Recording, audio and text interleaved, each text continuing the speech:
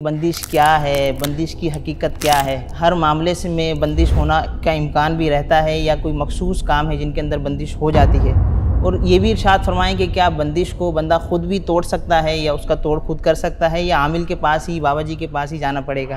بالفعل اگر کسی پر بندش ہو چکی ہے تو آئیے اب میں بندش کا توڑ میں آپ کو بتاتا ہوں۔ آپ گھر بیٹھے خود ہی بندش کا توڑ کر سکتے ہیں۔ کاروبار پر یا گھر کی بندش دور کرنے کے لیے بعد نماز فجر، نماز فجر ادا کرنے کے بعد، لیکن سورج نکلنے سے پہلے اب آپ اپنی جو بھی آپ کی دکان ہے، اگر دکان کی بندش کا توڑ کر رہے ہیں، کاروبار کی بندش کا توڑ کر رہے ہیں تو دکان ہے، فیکٹری ہے، گودام ہے، اب آپ اس کے مین دروازے پر، صحیح، جو باہری گیٹ ہوتا ہے نا، مین گیٹ کے باہر آپ کھڑے ہو جائیں اور گھر کے باہری دروازے پر کھڑے ہو کر اب آپ پہلے پڑھیں گے ایک مرتبہ سورۃ الناس، قل اعوذ برب الناس، بسم اللہ شریف کے ساتھ مکمل سورۃ الناس پڑھ کر اب آپ مین دروازے پر دم کر دیں۔